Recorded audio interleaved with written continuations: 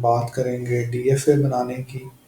और ये जो डीएफए हम बनाने वाले हैं अभी, ये पहले वाले डीएफए से कम्प्लेक्स होने वाला है।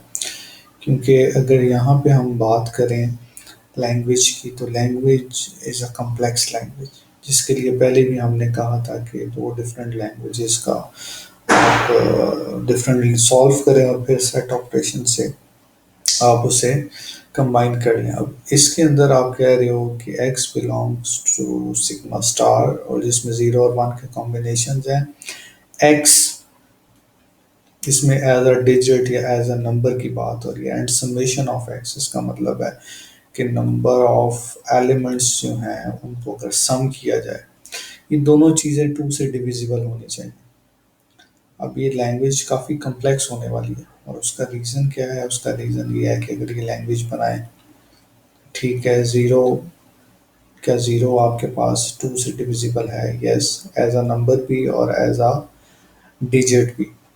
लेकिन अगर मैं बात करूँ 1 0 10, एज अ नंबर इट्स 10, ये एज अ नंबर तो डिविजिबल है, लेकिन अगर मैं कहूँ कि सम ऑफ अल्फ़ाबेट्स, तो ये सम ऑफ अल्फ़ाबेट्स जो है वो डिविजिबल नहीं है।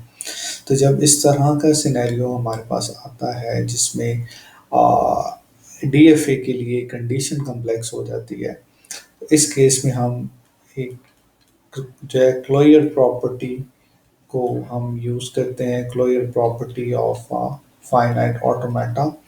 और उसमें होता क्या है? उसमें होता ये है कि आप दो सेपरेट मशीन्स बना लेते हैं, लाइक डिजिट के लिए आप अलहदा मशीन बना लें, एंड उसके बाद आप नंबर ऑफ एलिमेंट्स के लिए अलहदा मशीन बना लें। तो ये दो मशीन जब आप अलहदा बनाते हो, इसके बाद जब आप इसका क्लोजर लेते हो, इनको मशीन्स को आपस में आप क्रॉस करते हो, तो you get a machine M, जो कि ये दोनों काम कर रही होती है। और इन मशीन्स के ऊपर फिर आप कोई ऑपरेशन लगाते हो, जैसे कि मैं कह दूं कि मुझे डिविजिबल एज अ डिजिट भी चाहिए और as a sum of elements भी चाहिए। इसका मतलब है कि I have to do a intersection property है, कि मुझे इन दोनों मशीन्स का इंटरसेक्शन चाहिए। या अगर मैं कहूँ कि या तो digit as a digit divisible हो, या as a sum of elements divisible हो, तो इसका मतलब I am talking about a union property. अब पहले हम इनकी मशीन्स बनाना सीख लेते हैं, फिर ये प्रॉपर्टी अप्लाई करना देख लेंगे कि किस तरह से ये प्रॉपर्टीज इन पे अप्लाई की जा सकती हैं। सो फर्स्ट गोल हमारा ये होना चाहिए कि हमें एक मशीन बनानी आनी चाहिए, सिंपल डिजिट के लिए और सम ऑफ एलिमेंट्स के लिए। तो इनकी लैंग्वेज भी अब जो है वो डिफरेंट होगी। डिफरेंट L1 के लिए M1 मशीन बनेगी, सो लैंग्वेज L1 को मैं कह देता हूँ कि इसमें हम डिजिट्स की बात कर रहे हैं। तो 0 as a digit is divisible, 0 0 is divisible, 1 0 is divisible, so on. इसका मतलब है कि हमारे पास एक ऐसी मशीन है जिसके एंड पे जब 0 आए, तो इसका मतलब है कि ये इसका मॉडुलस बाय 2 भी क्या होगा? 0, और ये डिविजिबल होगी। So, मैं एक मशीन बनाता हूँ जिसे मैं कह देता हूँ कि S0 स्टेट, ठीक है, इसी को मैं फाइनल स्टेट कह देता हूँ, and I am looping it with a zero, कि जितने भी ज़ीरोज़ मेरे पास आए वो फाइनल स्टेट है। जैसे ही 1 आएगा, तो ये एक ऑड स्टेट की निशानी है, तो मैं उसे S1 से रिप्रेजेंट कर रहा हूँ, तो ये S1 स्टेट पे चला जाएगा।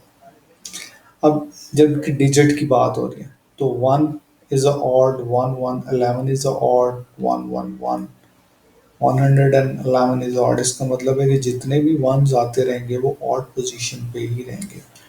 But once I get a zero, तो इस केस में क्या होगा? मेरे पास ये इवन स्टेट पे आ जाएगा। So here I'm considering S0 as a even state and S1 as a odd state, और ये केस मैंने डिजिट के लिए किया है। अब इसका ट्रांजिशन फंक्शन भी देख लेते हैं कि क्या ये डीएफए है। S0 पे क्या आपके पास 0 और 1 की ट्रांजिशंस हैं? बिल्कुल हैं। S1 पे 0 और 1 की ट्रांजिशंस हैं? बिल्कुल है। इसका मतलब है कि इट्स अ परफेक्ट डीएफए एक प्रॉपर डीएफए है फॉर अ लैंग्वेज L1 जो कि as a digit divisible two को चेक करेंगे। सो अब मैं एक और लैंग्वेज बना लेता हूँ दैट इज L2।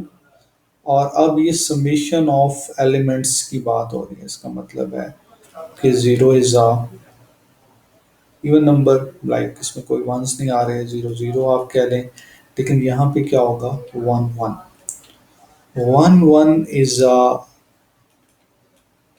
वर्ड जो कि क्या है, एज अ समेशन क्या है आपके पास, डिविजिबल बाय टू, या आप कह लो कि ये इवन है। तो अब इसका मतलब है कि नंबर ऑफ वंस के ऊपर बात आनी है कि अगर इक्वल्स इवन सीक्वेंस में वंस होंगे तो फिर वो एक्सेप्टेंस है, इसके अलावा रिजेक्शन है। जीरो इधर भी मैटर नहीं कर रहा, तो आई नेम इट विद ए। ठीक है, और ए को मैं कह देता हूँ it's a final state, double in circle कर लिया, जीरो से हमें कोई फर्क नहीं पड़ा। जैसे ही एक वन आ गया, इसका मतलब है I am moving to a odd state. और अगर वन वापस आ जाता है तो इसका मतलब है कि मेरे पास वंस इवन हो गए, तो वंस इवन करना इज माय टास्क। जीरोस जितने भी आ जाएं वो मेरे पास कोई इस पे फर्क नहीं डाले इस मशीन पे। इसका मतलब है मैंने दो मशीन्स बना ली। L1 के लिए M1 मशीन बन गई और L2 के लिए M2 मशीन बन गई। तो ये दो डिफरेंट मैंने मशीन्स बना ली हैं। अब इनका मुझे क्या करना है, क्लोजर प्रॉपर्टी की लेनी है। तो क्लोजर प्रॉपर्टी के लिए मुझे क्या करना होगा, मुझे ये देखना होगा कि इनकी मशीन्स इन दोनों की ऑब्वियसली स्टार्ट स्टेट्स हैं। तो I start with the AS0। AS0 is my combined start state. अब मुझे यहाँ से क्या करना होगा, मुझे यहाँ से ट्रांजिशंस देखनी होगी कि इन दोनों पे ए की अगर मैं बात करूँ तो ए से मैं ज़ीरो और वन के साथ कहाँ पे जा रहा हूँ। तो अगर ज़ीरो की बात करूँ तो ए पे जा रहा हूँ, वन की बात करूँ तो बी पे जा रहा हूँ। इसी तरह से S0 की अगर मैं बात करूँ तो ज़ीरो और वन के साथ मैं कहाँ पे आ रहा हूँ जी। अगर ज़ीरो आता है S0 पे तो S0 पे ही रह रहा हूँ। और अगर मैं वन की बात करूँ तो मैं S1 पे जा रहा हूँ। अब मैं क्या करूँगा, ज़ीरो और वन की कंबाइंड ट्रांजिशन देखूंगा कि ए और S0 पे, ज़ीरो के साथ मैं कहाँ जा रहा हूँ। तो ज़ीरो के साथ मैं AS0 पे जा रहा हूँ। अब मैं अपनी मशीन देखूंगा कि अभी तक मैंने क्या बनाया, मैंने AS0 बनाया। तो अभी मेरे पास जो स्टेट यहाँ पे है वो वही आ रही है ज़ीरो के साथ, मुझे कहीं पे भी और जाने की ज़रूरत नहीं पड़ी। इनका बेसिकली क्रॉस प्रोडक्ट आपको लेना होता है, लेकिन कई बार ऐसी स्टेट्स भी आती हैं जो स्टार्ट से रीचेबल नहीं होती। So it's a better approach कि आप स्टार्ट स्टेट से स्टार्ट करें और जो जो ट्रांजिशन, जो जो नई स्टेट्स बनती जाती हैं आप उसे देखते जाएं। ये भी एक वाइज अप्रोच है कि आप सारी की सारी स्टेट्स यहाँ पे लिख लें, सारे के सारे कॉम्बिनेशन जो हैं वो सारी की सारी यहाँ पे लिख लें। ये भी एक अप्रोच है, लेकिन इससे होगा क्या, ये तो एक बहुत सिंपल सा प्रॉब्लम है। कई बार एक बड़े प्रॉब्लम में क्या होता है, बहुत सारी स्टेट्स रीचेबल नहीं होती, फिर डिस्कार्ड करनी पड़ती हैं। सो उस केस में it's not a wise approach. तो ए और S0 पे हमने देखा कि जीरो की ट्रांजिशन से क्या बन रहा था, ए S0 और वन पे देखते हैं। वन पे देखें तो बी एस वन यहाँ पे कोई स्टेट नहीं है, तो हम यहाँ पे लिख देते हैं कि BS1 ऑन वन, BS1 पे जा रहा है। अब AS0 की ट्रांजिशंस कंप्लीट हो गई, अब BS1 के लिए देखते हैं। बी हमने यहाँ पे एक्सप्लोर किया हुआ नहीं किया हुआ, तो मैं लिख लेता हूँ ज़ीरो और वन से क्या ट्रांजिशन आएंगी। और इसी तरह से S1 की देख लेता हूँ कि ज़ीरो से वन क्या ट्रांजिशन आएगी। बी पे अगर ज़ीरो आ रहा है तो बी आ रहा है, और बी पे अगर वन आ रहा है तो आप ए पे आ रहे हो। S1 की अगर मैं बात करूँ तो ज़ीरो से S0 पे आ रहा है और वन से S1 पे ही रह रहा है। अब इस तरह से अगर मैं इन्हें लिख लूँगा तो मेरे लिए बाद में ट्रांजिशंस को देखना आसान होगा। So I am looking about B और S1। तो ज़ीरो के साथ ये क्या कर रहा है, BS0 पे जा रहा है। BS0 कोई स्टेट मौजूद नहीं है, मैंने एक नई बना दी, और ये ज़ीरो की ट्रांजिशन BS0 पे चले गए। वन के लिए क्या था जी, AS1। तो AS1 भी नहीं कहीं बनी हुई, तो मैंने क्या किया, मैं वन के साथ यहाँ पे आ गया। अब इसी तरह से, सॉरी, ये मैं बी एस वन पे था।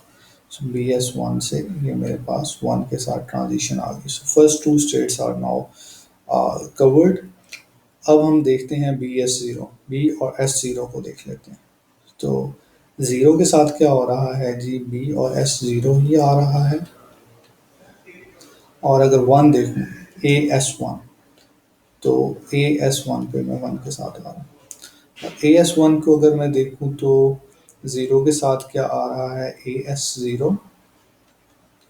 ए एस ज़ीरो मेरे पास यहाँ पे आ गया, ए एंड एस ज़ीरो। और अगर वन की बात करूँ तो बी एस वन।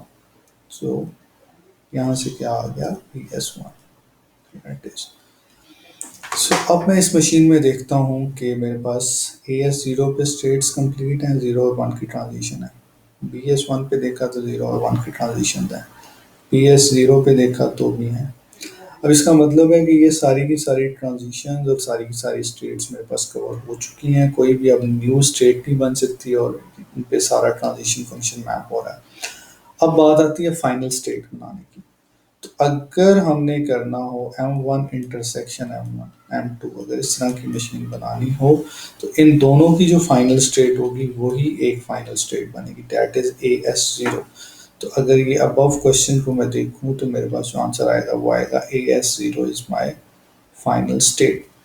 सो अब इसमें हम अपनी स्ट्रिंग्स को चेक कर लेता हूँ। जैसे मैं कह देता हूँ कि वन वन ज़ीरो, ये अगर स्ट्रिंग है तो क्या एज अ नंबर ये डिविजिबल है टू पे? बिल्कुल है, एंड पे ज़ीरो आ रहा है। क्या समेशन भी इसका है? दोनों है। अब इसको प्रोसेस करते हैं। एस ज़ीरो पे मेरे पास वन आया, I am on B S one state. फिर मेरे पास वन आया, I am on A S one state. And then zero आया तो I am on A S zero state. इसका मतलब है कि ये जो मेरे पास एक स्ट्रिंग है वो प्रोसेस हो चुकी है। सो अब इसी तरह से कोई काउंटर एग्जांपल में ले लूँ, जैसे वन वन है तो ये एज अ डिजिट नहीं है बट एज अ समेशन है। तो वन से मैं पहले ए एस ज़ीरो पे था, वन आया, I am on B S one. फिर इसी तरह से बी एस वन पे वन आया तो I am on A S one. तो ये सिनेरियो था अबव स्टेटमेंट का। और अगर और का केस हो तो उसमें मैं आपको हिंट दे देता हूँ, आप खुद मशीन बना के देखिएगा। और के केस में होगा कि जहाँ जहाँ ए या एस ज़ीरो की अकरेंस हो वो सारी की सारी फाइनल स्टेट्स बन जाएंगी। और इस केस में अगर मैं सेट ऑफ फाइनल स्टेट बनाऊँ तो आपके पास आ जाएगी ए कहाँ कहाँ आकर है। इसका मतलब है ए एस ज़ीरो भी फाइनल है, ए एस वन भी फाइनल है, इसी तरह से बी एस ज़ीरो भी फाइनल है। तो ये तीन की तीन आपके पास फाइनल स्टेट बनेंगी इन केस ऑफ यूनियन। और इसका मतलब क्या है कि एज अ नंबर और as a sum of digit two से डिविजिबल होना चाहिए। So that's all about closure property of DFA. I hope you understand.